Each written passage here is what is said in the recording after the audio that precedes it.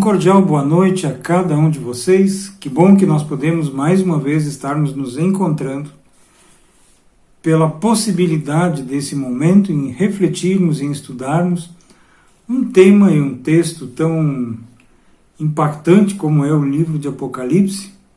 Nessa noite, de uma forma bem especial, nós vamos dar início ao estudo das cartas de Jesus Cristo às 7 igrejas que estavam localizadas na Ásia Menor. E nós queremos então fazer isso com muita alegria. Que cada um de vocês possa estar aí acompanhando, sentindo-se bem ali onde se encontra e que a paz de Deus, que o seu grande amor também possa estar alcançando o nosso coração. Queria inicialmente recapitular um pouco sobre o estudo da semana passada, onde o pastor Mateus nos apresentou algumas verdades muito importantes com relação a quem estava enviando essa mensagem e quem era aquele que estava agora compartilhando essa mesma mensagem. Havia duas apresentações aqui que para mim chamam muito a atenção, né? O João utilizando uma linguagem simbólica para descrever Jesus como sendo o Criador de todas as coisas. Ele é mostrado aqui como aquele que venceu o grande inimigo, que venceu o pecado, esse pecado que gerou a morte, e aqui mostra que ele é aquele que detém as chaves da morte e do inferno. Uma coisa interessante é que nessa simbologia que o João apresenta aqui, ele não usa mais a figura da manjedoura para apresentar Jesus. Era muito simples, talvez desenhando a manjedoura lá, ele poderia fazer com que todo mundo entendesse Jesus Cristo. Mas agora a figura ela é muito mais poderosa, ela é muito mais impactante. E Jesus apresenta, o João apresenta esse Jesus de uma forma muito interessante. Ele apresenta ele em meio à sua igreja, entre os candeeiros, com uma mensagem maravilhosa, dizendo: não tenham medo.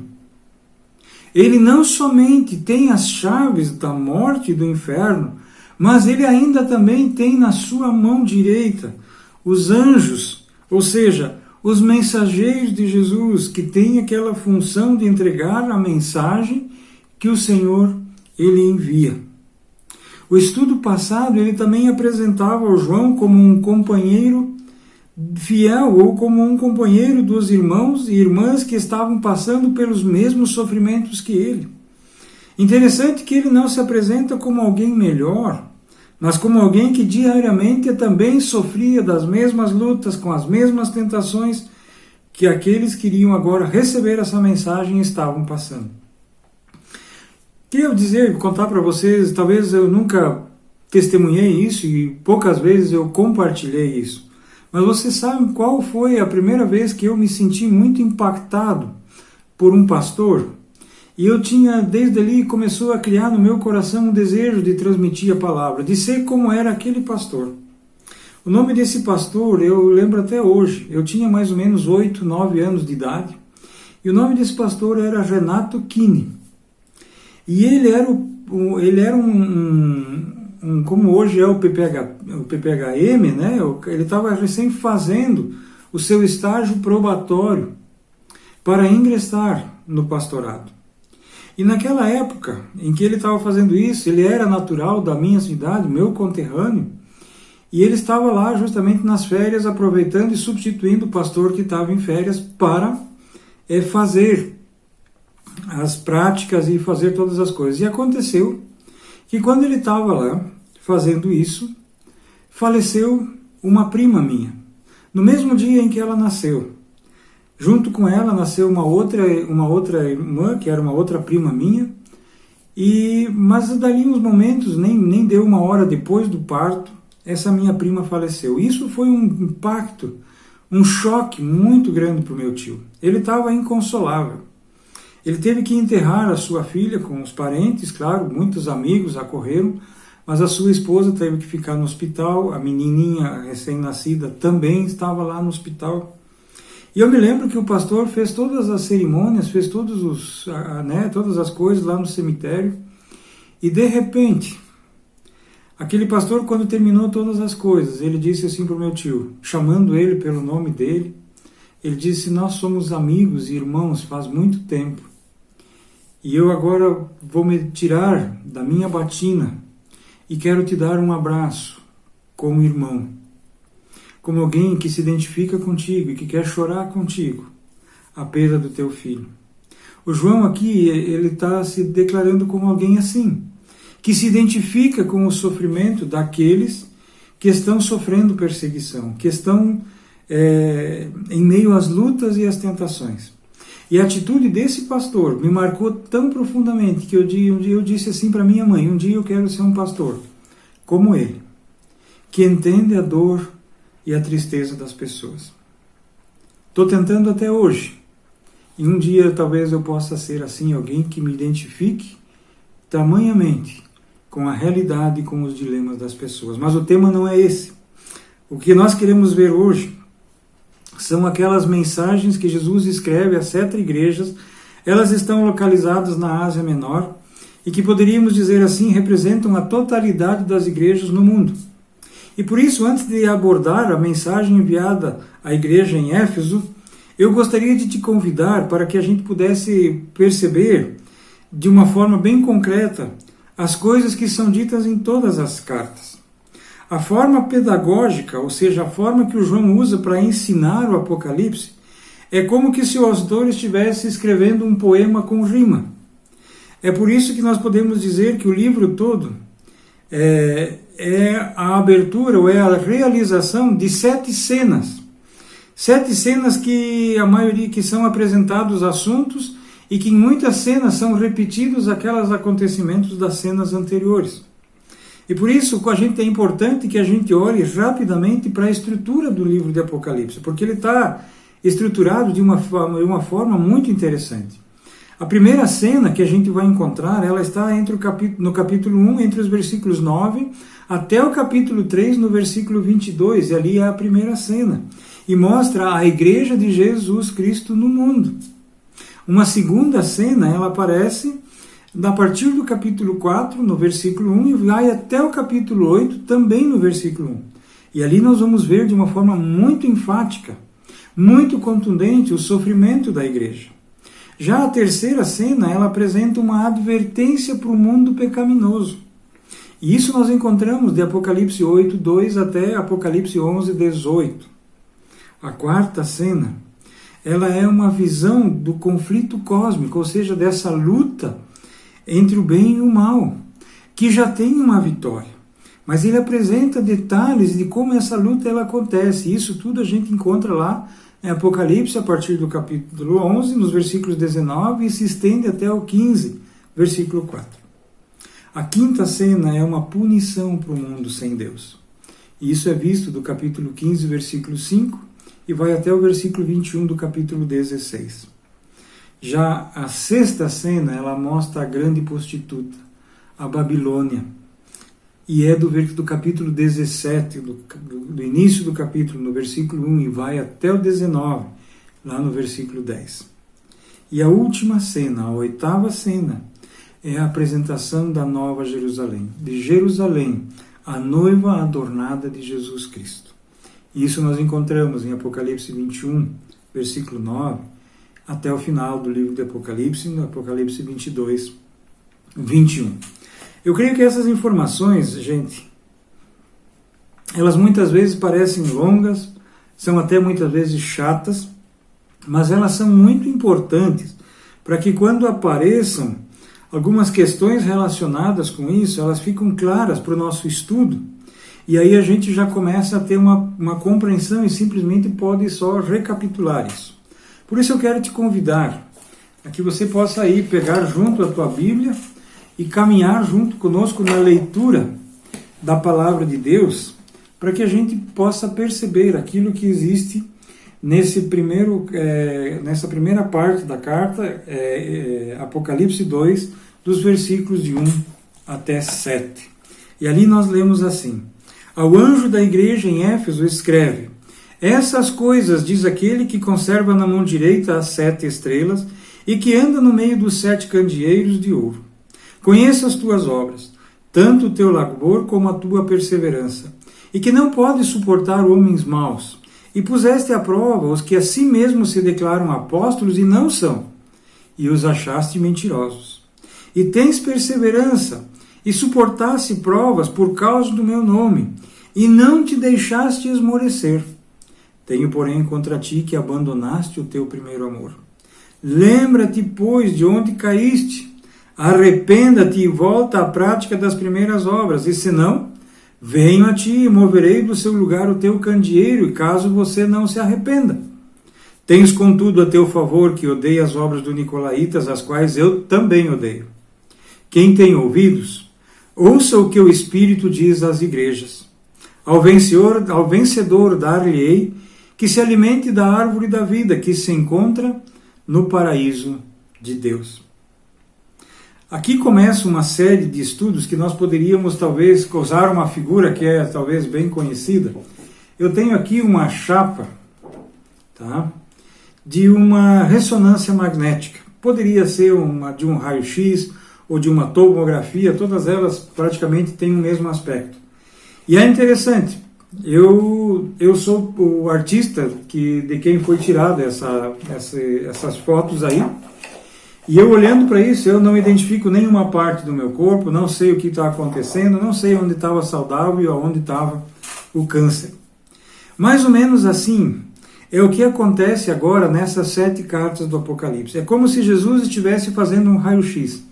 É como se Jesus estivesse fazendo uma ressonância magnética. Ele está penetrando em aquilo que não é tão simples de a gente entender, naquilo que de repente é bem profundo, e olhando detalhadamente o que acontece com cada uma dessas igrejas. Mas é interessante que a gente perceba que a gente, antes de aplicar a realidade dessa carta aos Efésios, a gente possa perceber algumas coisas que são muito interessantes que eu gostaria de passar para vocês. É bem rapidinho. É que cada carta, todas elas, cada carta vai iniciar com a identificação de quem é o remetente e a quem se destina essa carta, possuindo declarações acerca dos destinatários e uma mensagem específica para cada um desses destinatários. Uma segunda característica é que todas elas começam com uma descrição de Jesus Cristo, que repetindo aquela descrição total do Senhor que a gente viu no estudo passado. Um outro detalhe que chama atenção é que todas as cartas terminam com um mandamento e com uma promessa. E ainda que o João não mencione ser a sua intenção, é quase impossível a gente ler essas cartas sem perceber que aqui está um ritmo cadenciado que quer causar impacto.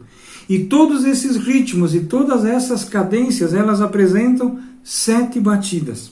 Dessa forma, a estrutura do capítulo 2, dos versículos de 1 a 7, ele tem 7 batidas, 7 mensagens muito diretas. A primeira delas, quando bate a primeira batida, vem a mensagem para a igreja de Éfeso. A segunda batida diz: estas coisas diz aquele que conserva na mão direita as 7 estrelas. Na terceira batida, mostra que ele diz: conheço as tuas obras, tanto o teu labor como a tua perseverança. No quarto toque, vem a acusação: tenho, porém, contra ti. No quinto toque, nós vemos um chamamento: arrependa-te. O sexto toque, mais um chamamento: ouça o que o Espírito diz. E na sétima batida, quando encontra a sua plenitude, essa carta, essa mensagem, então nós vemos ele dizendo: ao vencedor dar-lhe-ei que se alimente da árvore. Dito isso, nós vamos agora entender, ou a partir disso fica muito claro a gente entender do que o texto está falando. Nós podemos aprender algumas coisas, primeiramente, sobre a cidade de Éfeso. Nessa passagem, ela fica muito claro porque ela inclui 2 referências. Uma é bem direta e outra é uma referência indireta à cidade. A referência direta ela é feita aos Nicolaitas. É uma seita que estava muito centralizada e muito enraizada em Éfeso, e eu vou me referir um pouco mais a ela daqui a pouco. E já a referência indireta ela vai ser encontrada no versículo 1, onde o destinatário são as 7 igrejas, e essa igreja ela é se referida como em termos de luz, e os 7 candeeiros. Uma questão histórica aqui é que a inscrição que estava, ou que haviam em todos os selos oficiais lá em Éfeso, aquilo que estava lá como inscrição em todas as placas e em edifícios públicos de Éfeso, era qualificando, ou então o grande apelido de Éfeso era Lumen Asiae, que significa em português a luz da Ásia. Por que é que será que Éfeso se intitulava a luz da Ásia? Porque essa cidade ela era considerada a maior e a mais estratégica cidade da Ásia. Nela estava localizado o maior porto asiático. Era também o centro de todo o sistema rodoviário romano. Ela servia como portão de entrada, tanto política como econômica, para toda a Ásia. Éfeso também era uma cidade livre, o que vale dizer que era uma cidade que tinha os seus próprios governantes, ainda que fosse dependente de Roma. Não era governada a partir de Roma. E também não permitia a presença de tropas romanas aí nessa cidade. Ela também era uma cidade forense, ou seja, na cidade de Éfeso vinha o governador romano para julgar processos. Ali também era o centro do culto de Artemis, ou de Diana, e cujos adoradores formavam um dos grupos de culto mais importantes do Oriente. E era o centro de muitos outros cultos religiosos, incluindo, mais uma vez, os Nicolaitas. Finalmente, Éfeso era também uma metrópole, um caldeirão racial. Ali haviam pessoas de 6 diferentes grupos tribais primitivos, sejam gregos ou fossem asiáticos. Por isso, Éfeso merecia a alcunha luz da Ásia. Éfeso era uma luz brilhante para o resto do mundo romano. Éfeso era modelo como uma cidade romana deveria ser. Ela era exemplo a ser seguido por todos os centros metropolitanos. E aí vem a pergunta: como a vida da igreja era afetada nesse farol para o mundo romano? É aqui interessante a gente notar as palavras e as frases que João usa para descrever a vida e o trabalho da igreja em Éfeso. Senão, vamos olhar para o texto. Fala ali de trabalho. Fala também que não pode sofrer os maus. Ou seja, que não aceita qualquer doutrina e qualquer atitude que não seja aquela segundo a verdadeira doutrina apresentada pela palavra de Deus. Coloca ainda de que eles puseste à prova. Ou seja, eles experimentavam aqueles que vinham pregando para ver se eram verdadeiros apóstolos ou não. Diz que sofria, que não se cansava, que aborrecia as obras dos Nicolaitas. Isso é, a igreja de Éfeso rotundamente rejeitava as heresias. Todas estas palavras aqui, estas frases, são defensivas. São palavras protetoras. A igreja em Éfeso está sendo condecorada, porque ela estava sobrevivendo ao ataque. O que está retratado nessa passagem, meus queridos, é uma igreja que está sob cerco. A igreja de Éfeso está sendo externamente atacada e confrontada. Também está sendo tentada pela riqueza da cidade, pelo poder que nela existia, pelo jeito de viver das pessoas, pela corrupção ética e moral e também e principalmente pela perseguição religiosa. essa igreja, ela não corre o risco de ser enganada pela cidade, porque está sempre se defendendo contra todas as formas de ataque que são lançadas contra ela. Porém, essa igreja ela não sofre apenas com os ataques externos. A igreja em Éfeso, ela também está sendo intermitentemente atacada por um culto cristão particularmente traiçoeiro, que eram os nicolaítas. Os nicolaítas eram seguidores de um líder cristão chamado Nicolau, e que não era o Papai Noel, viu? Esse Nicolau, ele buscava minimizar as diferenças entre a sociedade romana e a fé cristã. Os nicolaítas, eles afirmavam que a lei judaica já não era mais formativa para a fé autêntica, que os cristãos eles eram livres para comer e beber daquilo que era oferecido aos ídolos e que não precisavam mais viver de maneira pura. Ao contrário, os cristãos eram livres para participar tanto de festas pagãs quanto da promiscuidade sexual dos romanos. Eles diziam assim, diziam isso, para que as pessoas pudessem se enganjar na política e no comércio romano, e com isso poder até abençoar e aprovar o sistema romano. O pastor Mateus, semana passada, ele frisou isso no estudo, onde os romanos esperavam que os cristãos reconhecessem César como Quírios.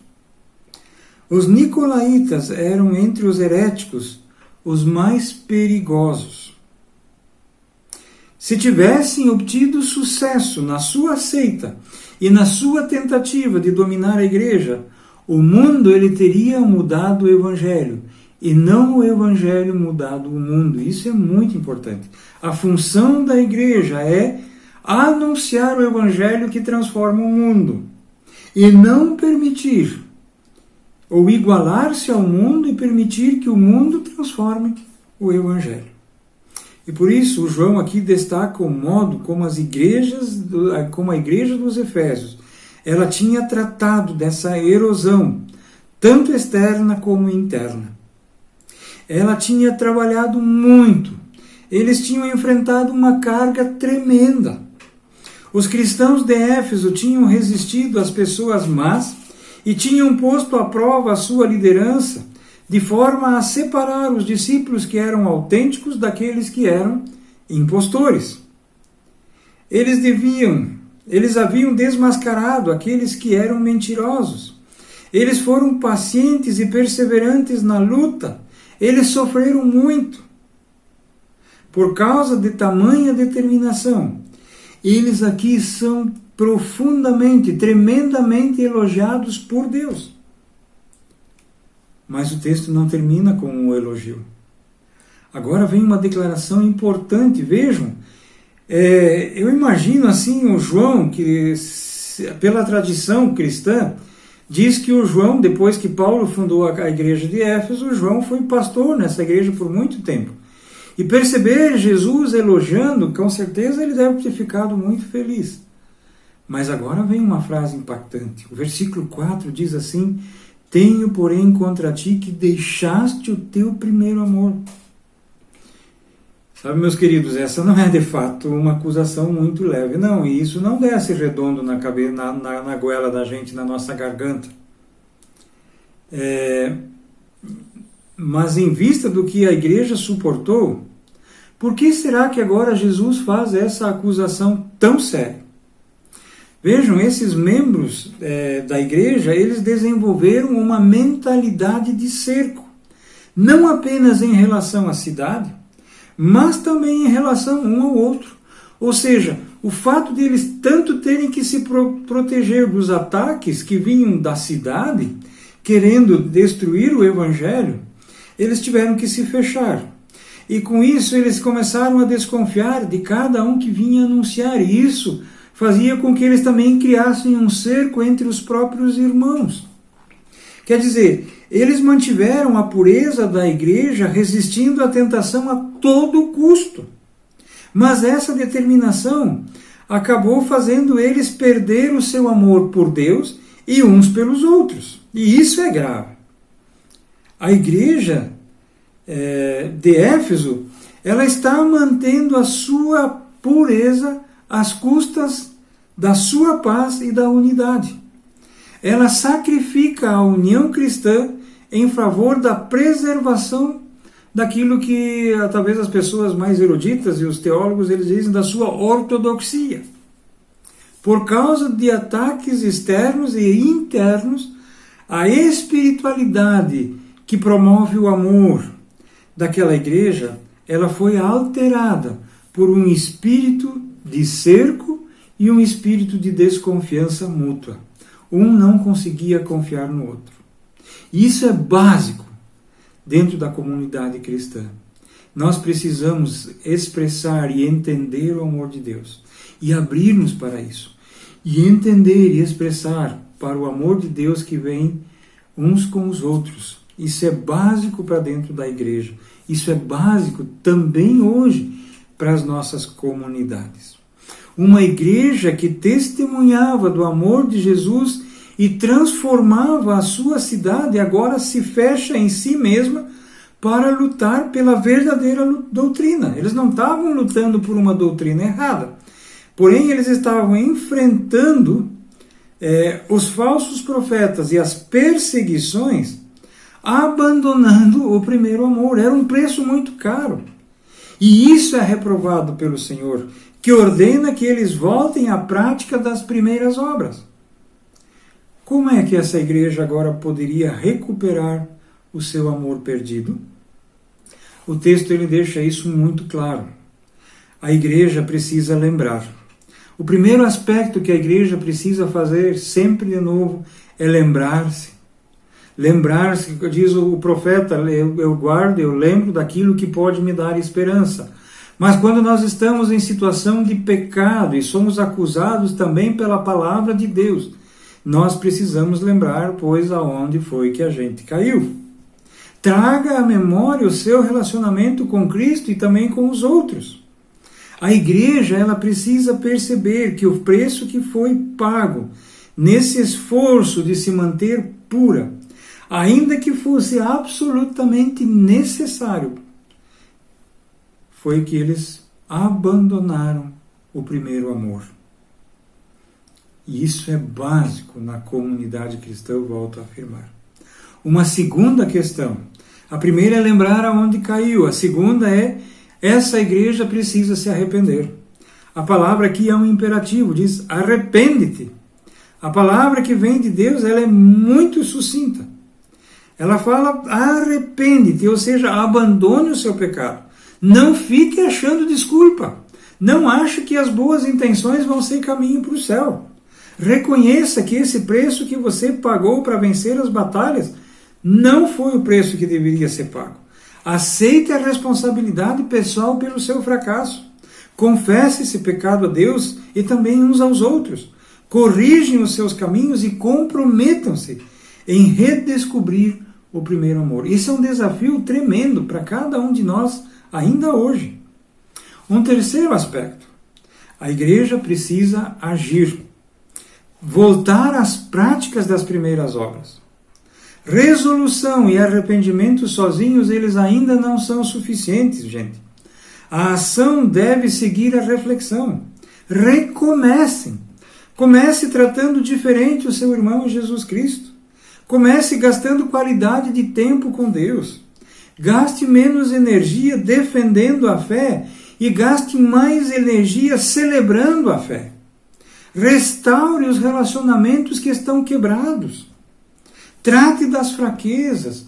Restaure as brechas. Em essência, aqui o que Deus está dizendo à igreja dos Efésios é: vocês já são uma igreja pura. Por isso, agora, vocês precisam se tornar uma igreja unânime, unidas no meu amor e unidos uns com os outros. A mensagem de Jesus Cristo para a igreja dos Efésios, ela ainda não está completa. Aqui há uma pergunta que precisa ser respondida. O que é que vai acontecer com essa igreja se ela não se arrepender? se ela não lembrar, se ela não arrepender, se ela não começar a praticar as obras lá do seu primeiro amor. A mensagem que Cristo dá para a igreja é uma mensagem que não pode ser ignorada. Essa pergunta, ela precisa ser respondida. O que vai acontecer se eles negligenciarem, se eles ignorarem o conselho de Cristo e prosseguirem a caminhada da fé, querendo defender a fé verdadeira, porém sem amor? E a resposta é mais cruel ainda do que aquilo que tem contra a igreja. Ela diz: brevemente a ti virei e tirarei do seu lugar o teu castiçal. Este não é um julgamento cruel ou vingativo. Ele é simplesmente a afirmativa de um fato. E assim também é a nossa vida. Se a igreja de Éfeso continuar em seu caminho sem amor, duas coisas vão acontecer. Ela vai ser uma igreja altamente concentrada em julgar. Ela vai ser uma igreja que tem dificuldade de acolher os pecadores, mas terá especialista em julgar as pessoas. E um segundo aspecto, essa igreja vai adotar um modelo de crescimento desprovido de alegria e de amor. Os seus cultos serão pesados, serão cultos cansativos, serão cultos onde a gente não consegue experimentar a alegria e o prazer de estar na presença de Deus. E o resultado dessas duas questões é que o candeeiro dessa igreja será retirado do seu lugar. A igreja inevitavelmente cessará de crescer. Progressivamente essa igreja se tornará introspectiva, ou seja, para si mesma. Aos poucos se tornará irrelevante para a sua cidade. Porque Éfeso acabou, por causa da sua vivência, por causa do seu cerco, por causa dessa teologia defensiva com que ela viveu, ela perdeu a sua relevância para a cidade. E por isso, o seu candeeiro, ele começou a ser removido. E enquanto estava sendo retirado do lugar que ocupava entre as 7 igrejas da Ásia, ela se tornou talvez a menor de todas as igrejas, e o seu impacto sobre os cristãos e também sobre os não cristãos, ela se tornou quase que sem nenhum impacto. Infelizmente, meus queridos, este é o fim inevitável de uma vida de fé onde não há arrependimento, ainda que a gente cometa coisas e pecados que desagradem a Deus e que eles estão revestidos de um profundo desejo de até de agradar a Deus. Mas esse desejo de agradar a Deus também é revestido muitas vezes de pecado, e nós precisamos estar alertas para isso, para que nós não percamos a ação que Deus quer realizar nesse mundo através de nós, porque não somos obedientes e porque não somos revestidos do amor. Essa igreja de Éfeso, então, ela foi chamada a ser fiel. E se nós, como cristãos, queremos olhar para esse exemplo e tirar dele uma vida prática, percebemos que Jesus chama eles a uma prática de amor e de unidade, fazendo uma promessa maravilhosa. Uma promessa que diz assim: ao que vencer, dar-lhe-ei que se alimente da árvore da vida, que está no meio do paraíso de Deus. Essa é uma promessa fantástica e maravilhosa que Deus nos dá, que Deus também deu à igreja de Éfeso. A vida, ou melhor, a árvore da vida, ela é o símbolo da vida eterna. Deus plantou e colocou essa árvore da vida entre as árvores do jardim do Éden, lá no paraíso. E essa árvore, ou do fruto dessa árvore, todos aqueles que são fiéis e que passam também por esse processo, fazendo a obra do Senhor, mas quando são advertidos pelo próprio Senhor, eles entendam isso, eles se arrependam, Eles busquem lembrar as coisas dali aonde caíram e buscam essa restauração no próprio Deus. Então, a promessa é: ao vencedor, dar-lhe-ei que possa comer do fruto da árvore da vida. Aponta diretamente, meus queridos, para a eternidade. Quer dizer, se você busca restaurar e se você volta a viver a partir do primeiro amor, que você volte a experimentar essa luz que o amor de Jesus pode produzir e produz na vida de cada um de nós, então, você é daqueles que vão comer desse fruto. Você é daqueles que vão estar vivendo diariamente diante do grande trono de Deus, fonte de luz plena. E ali nós poderemos saciar-nos de tudo aquilo que é necessário para que a gente viva feliz e para que a gente viva sob a graça e a bondade e o amor de Deus. Que o Senhor te abençoe. Lembrando de que nessa semana o estudo bíblico da nossa paróquia, ele acontece lá em Atalanta, no Alto Dona Luísa, a partir das 20 horas. E se você tem um tempinho, você possa entrar em contato conosco. O telefone vai estar aí embaixo, você pode contatar com a gente para saber exatamente aonde é que está ocorrendo esse encontro, esse estudo bíblico, tá bom? E se não, qualquer coisa, esse mesmo telefone, ele vale para que você possa conversar com a gente, trocar ideias e sanar dúvidas e talvez até conversar um pouco mais profundamente sobre todas essas questões. Que Deus abençoe você, um forte abraço.